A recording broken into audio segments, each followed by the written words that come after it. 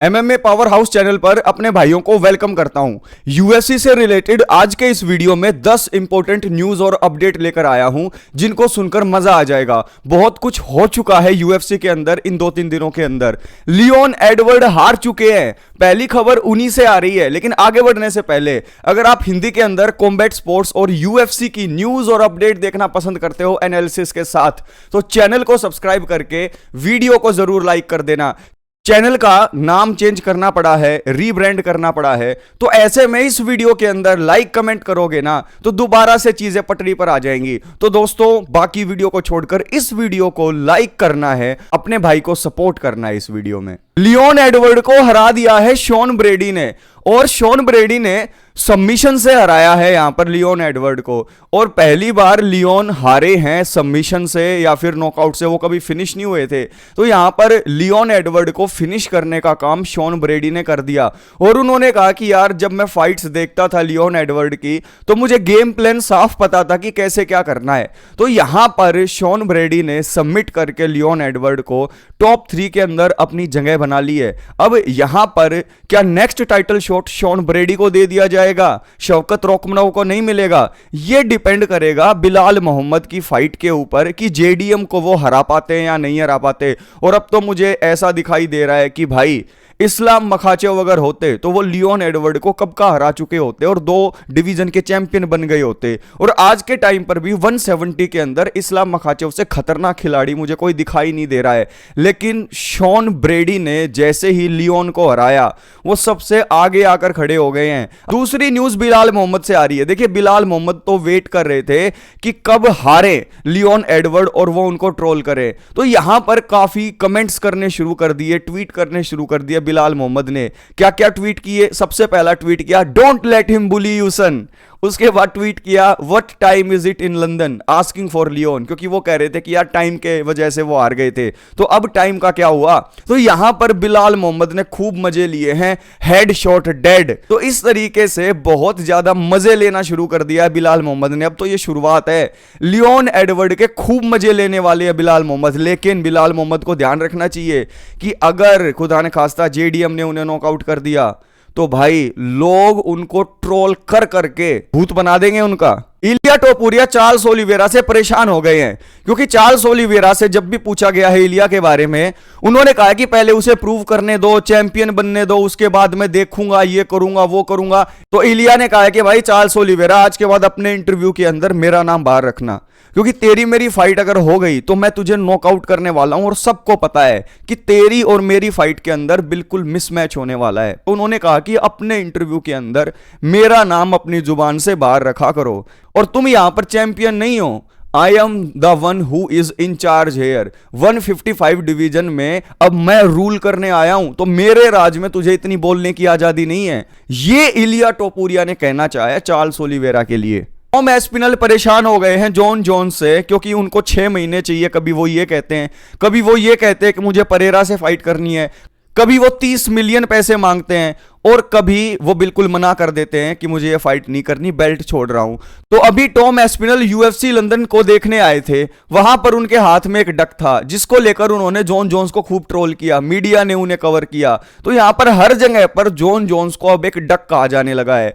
क्या Jon Jones सभी haters के मुंह को बंद करेंगे? तो देखिए जॉन जोन्स ना जिस तरीके से बिहेव कर रहे हैं, कोई भी क्लैरिटी नहीं आ रही है कि ये फाइट होगी नहीं होगी। ऐसे में या तो उनको बेल्ट छोड़ देनी चाहिए या फिर उनको टॉम एस्पिनल के साथ फाइट कर लेनी चाहिए, नहीं तो भाई दुनिया बोलेगी ही कि आप डक हो।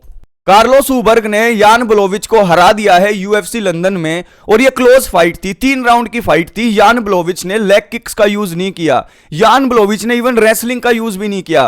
तो अपनी फुल पोटेंशियल पर लड़े नहीं यान ब्लोविच। लेकिन भाई जैसी फाइट के अंदर परफॉर्मेंस होगी उसी के हिसाब से जज होगा मामला।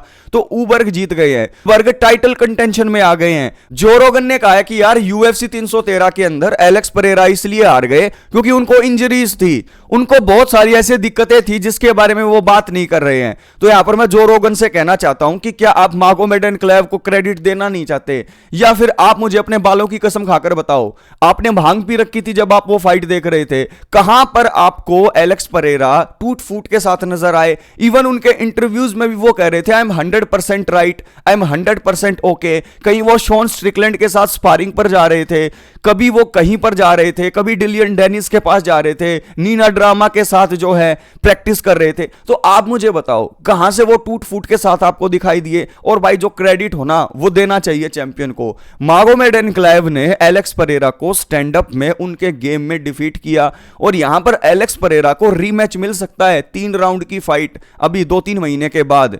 तो पूरा अपनी कमियों को गेम प्लान बनाकर जो होल्स थे उनको फिल करके अगर वो आएंगे एनक्लेव के खिलाफ तो शायद वो एनक्लेव को हरा दे।